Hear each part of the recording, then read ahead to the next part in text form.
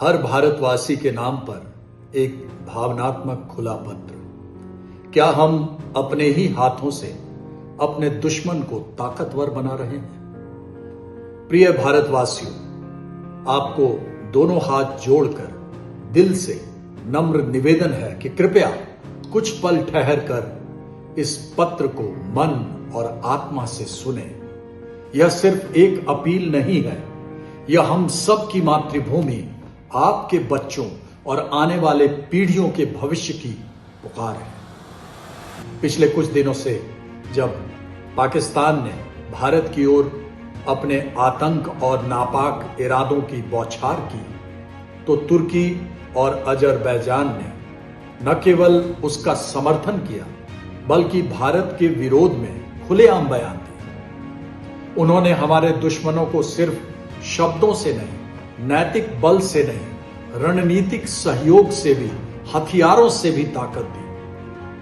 अब सोचिए, क्या यही वो देश है जिनकी सड़क पर हम भारतीय मुस्कुराते चेहरे लेकर घूमते हैं, जिनके बाजारों में हम पैसा खर्च करते हैं, उनकी अर्थव्यवस्था को मजबूत करते हैं? क्या हम ये भी हमें नहीं पता कि हमारा ही पैसा हमारे ही सैनिकों पर चलने वाली गोलियों और ड्रोन में भी तब्दील हो रहा है?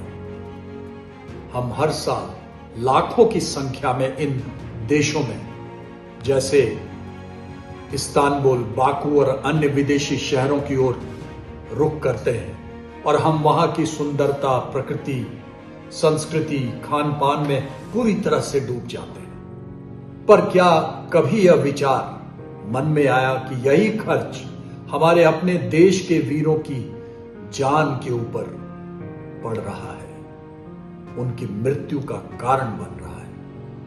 परंतु अब भारत बदल रहा है और देशभक्त जाग रहे हैं। एक प्रेरणादायक उदाहरण सामने आया जब हिंदुस्तान शिपयार्ड लिमिटेड ने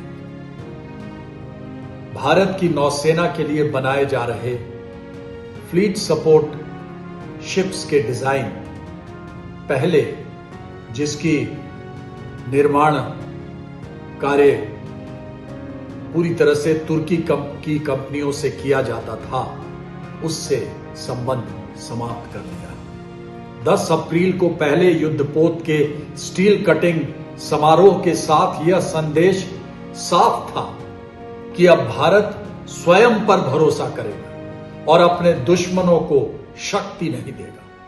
एक और साहसिक कदम पुणे के देशभक्त फल व्यापारियों ने उठाया। उन्होंने तुर्की से आने वाले सेब का पूर्ण रूप से बहिष्कार किया। यह सिर्फ एक व्यापारिक निर्णय नहीं है, यह देश प्रेम से प्रेरित जन आंदोलन है। क्या हम वो पैसे दें जो हमारे ही बेटे, हमारे ही भाई, हमारे ही पति की छाती छलनी कर दे? हमारा ये पर्यटन अब केवल निजी सुख के लिए नहीं, राष्ट्र धर्म से जुड़ा है।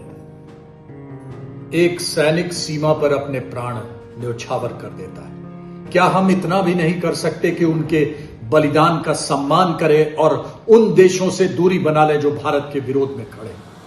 मैं आप सबसे हाथ जोड़कर विनम्र आग्रह करता हूं कि तुर्की और अजरबैजान जैसे भारत विरोधी देश में घूमने न जाए।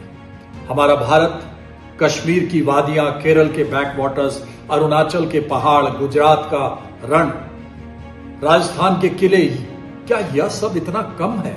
क्यों न हम अपनी मेहनत की कमाई अपने देश में ही खर्च करें? और अगर जाना ही हो विदेशों में तो आर्मेनिया जाइए, ग्रीस जाइए, पर उन देशों में नहीं जो भारत के खिलाफ है।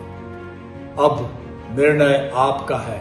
क्या आप देश के साथ खड़े हैं या उन देशों के साथ जो आपके सैनिकों के दुश्मनों के साथ खड़े हैं? कुछ दिन पहले मुझे जानकारी मिली कि पाकिस्तानी सेना ने एक मालवाहक विमान तुर्की भेजा और वहां से हथियार बंद ड्रोन लेकर वह पाकिस्तान लौटा और उन ड्रोन को भारत के सीमावर्ती इलाकों में घुसपैठ के लिए और प्रहार करने के लिए प्रयोग किया गया। लेकिन भारतीय वायु रक्षा प्रणाली ने समय रहते हुए उन ड्रोन को पूरी तरह से नष्ट कर दिया। सोचिए, जो ड्रोन हमारे गांवों में, हमारे शहरों में हमारे जवानों को निशाना बना रहे थे, उन्हें उड़ान देने के लिए हमारे ही जेब से गया पैसा शामिल था। उन्हें अब और उड़ान नहीं देना है। मेरा खून खौल उठा, एक सैनिक के रूप में ही नहीं, एक भारतीय के रूप में। टर्की, अजरबैजान एक ऐसा देश जो हमारे जवानों के खून पर चुप है, जो हमारे दुश्मनों के साथ खड़ा है। अब समय आ गया है, हम दिल से देश के सम्मान के लिए सोचें। दुनिया तुर्की और अजरबैजान से शुरू नहीं होती और ना ही वही खत्म होती है।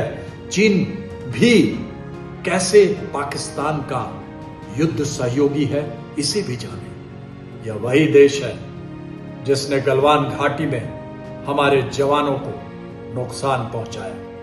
अब पाकिस्तान को हथियार, ड्रोन और युद्ध के अनेकानेक शस्त्र दे रहा है। चीन से आए ड्रोन और मिसाइल सिस्टम हाल ही की लड़ाई में पूरी तरह से इस्तेमाल किए गए हैं। सीपेक के नाम पर चीन ने हमारे ही कश्मीर की संप्रभुता पर चोट की और हर बार संकट में पाकिस्तान को पीठ पीछे सहारा दिया। इस बार भी उसने कहा कि भारत के द्वारा की गई कार्रवाई दुर्भाग्यपूर्ण है। दुर्भाग्यपूर्ण है उन देश विरोधी ताकतों के लिए जो हमारे देश के ऊपर नापाक नजर रखते हैं, चाहे वो चीन हो, पाकिस्तान हो, तुर्की हो, अजरबैजान हो। इसे भारत की आतंकवादी ठिकानों पर की गई कार्रवाई दुर्भाग्यपूर्ण लगी थी।